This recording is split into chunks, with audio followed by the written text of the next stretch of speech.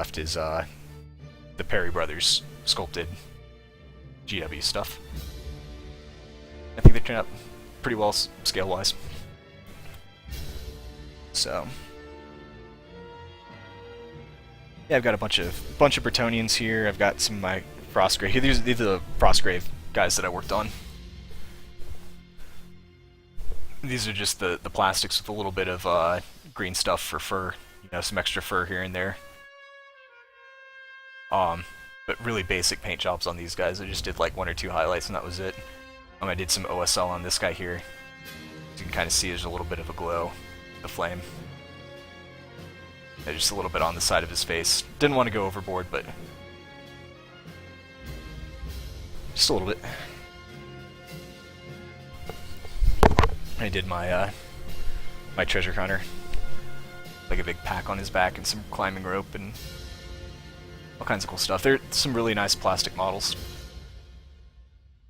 They're dirt cheap too. They're like $1.50 or something like that a figure. The big box, you get like 20 of them for like 25 bucks, I think. Which actually turns out pretty well. They fit well with the GW plastic ranges.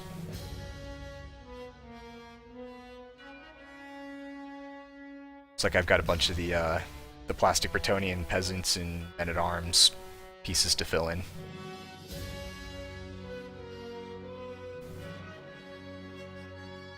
Which adds some variety.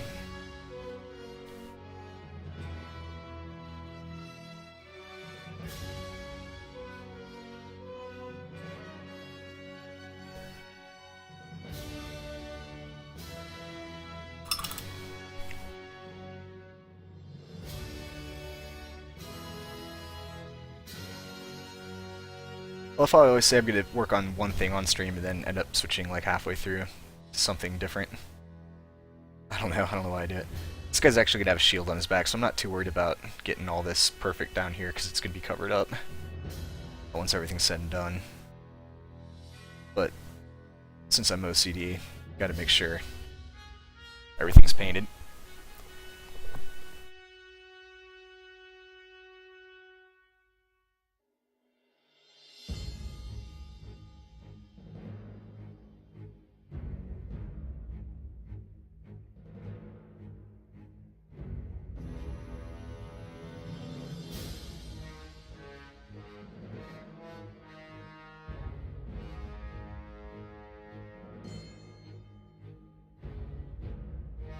It's nice to kind of have different projects that you're working on, just to kind of keep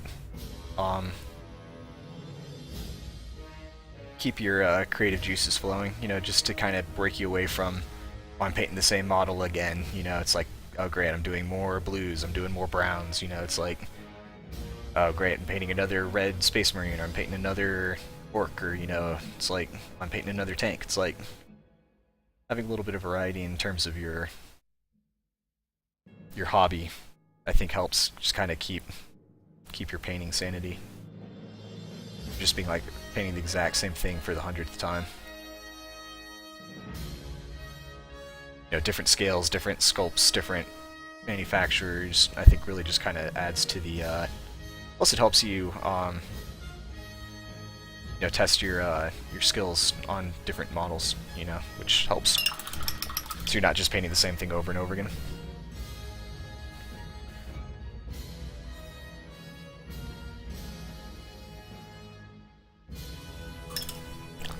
Alright, so we'll just get this done real quick, because this will actually be really quick. So when I'm painting, like this cloth here, to kind of force perspective of there being folds in here, I'm going to kind of leave a little bit of that dark gray down in there, and bring this up to a high point there, leave a little bit there, come across. And since there aren't very many folds actually modeled into this guy, I'm kind of doing some forced perspective here to create, like, there's some extra depth in the cloth. So like there's 2 little bits there that I left the dark gray, and then kind of going across the front here. And that kind of gives the kind of tricks the eye into thinking that there's some folds and shade there when there actually isn't. I kind of do the same when I'm painting kind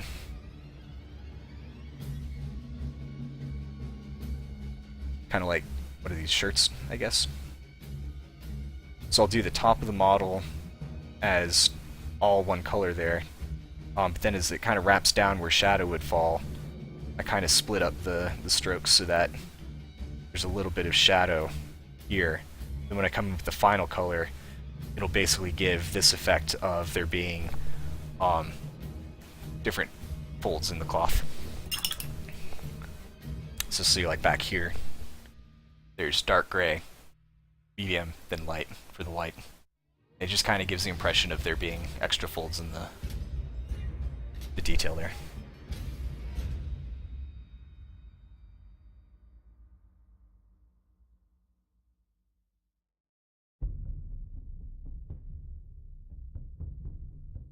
Like coming across the front here on this guy, there are actually some well-modeled folds in his sleeve here, so I'll actually try and keep those true to the form of the model.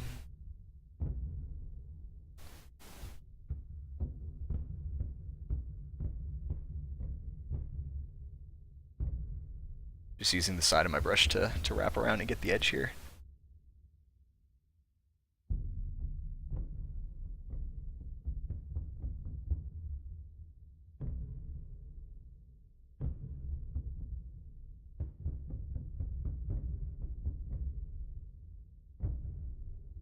There we go. That's pretty easy. Alright, back to the goblins. I'll put these guys aside. So yeah, this is all dry now. You know, just for the hell of it, let's see what this green shade will do. I might mix it 50-50 with the other stuff if it ends up being too strong. I don't know, we'll see. Let me just do it on his. Yeah, I think that's way too. I think it's too green, but what I can do is I can just kind of do it as a bit of a glaze.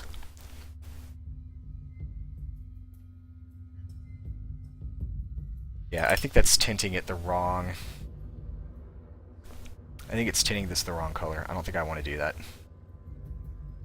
So I'm just going to pull all this off.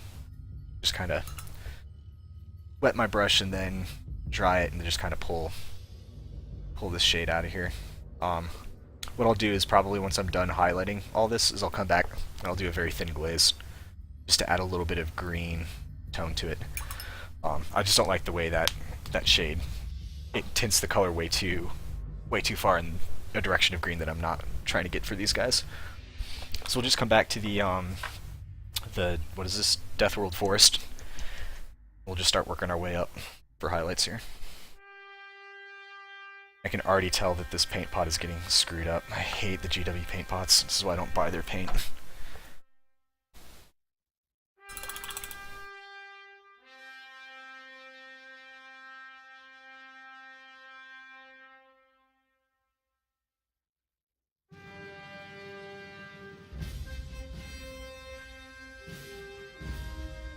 Just gonna work on the muscle tones here.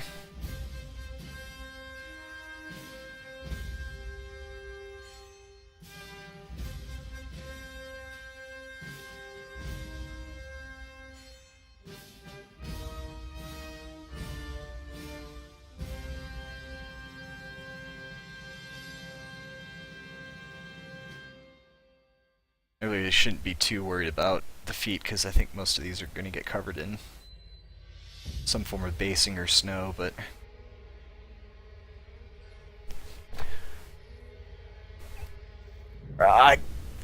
oh, my name is, oh gosh, build up. It's so hard to read. Yeah, what's up? Thinning paints. Yeah, sure, absolutely. What are you curious about?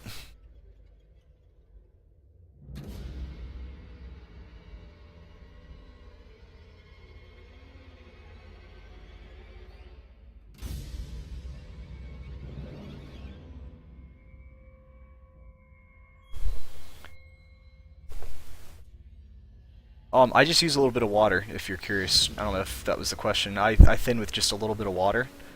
I know some people like using like a flow improver or like a flow retarder, or like a drying retarding agent, that basically kind of slows down the drying process. You can also use like a thinner medium, It just kind of depends what your final effect is that you're going for.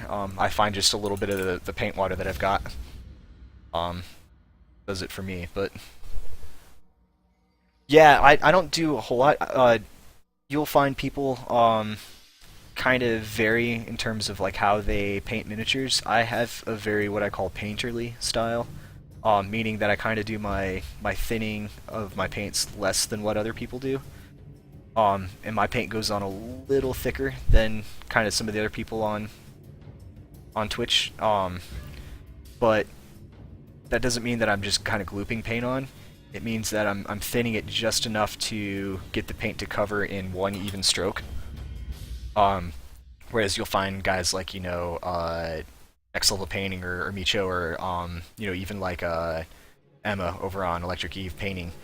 They really thin their paints, almost, not quite 1-to-1, but like maybe like 3-to-2 with water. And then they do like very, very thin, kind of like 4 or 5 layers of highlights to kind of make the transition from one color to the next very, very subtle. As you can see, kind of like with my, like with these guys here, I go kind of like a more of a stark contrast. So the paint that I put on is the color that I want it, and then I leave darker recesses for better contrast. That's kind of very apparent. Like if you look at this guy's legs, I've basically got 3 tones in here. I've got kind of like a dark brown, a medium tone, and then a highlight. But the highlight is kind of very, I hesitate to say sloppy, but it's just kind of put on where I know that there's going to be bright places on the miniature. Kind of the same with like this guy's legs as well, right? So like on the pants on this guy, you can see there's very stark lines of where the shade is.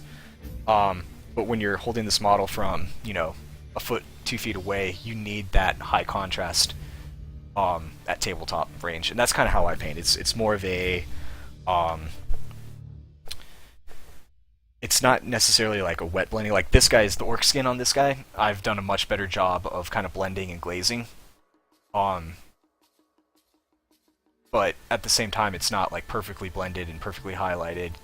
When you get down to it, it's having enough contrast between your colors to kind of fool the eye to think that there's more kind of color transition going on than there really is. But thinning your paints is definitely. I don't typically paint out of the pot. I use a wet palette, and typically just the wet palette is enough to keep the paint thin for me. The only problem is out here in Colorado it's super dry, so having just a little bit of water in the paint, or like a little bit of water on your brush, and actually that's what you'll see people do is they'll lick their brush. That's what the group is called. That kind of just introduces a little bit of moisture into the into the brush, and then it kind of keeps your point fine, and it keeps your paint wet. So yeah, you definitely don't want it to be like a milk consistency. That's way too thin. That would be like if you're airbrushing, you'd want it that thin. But I would say you want it thin enough so that it flows off your brush without any sort of hassle, without going where you don't want it to go. So like if I'm going to draw basically like on the top of his arm here, there's a muscle. It's basically on his forearm.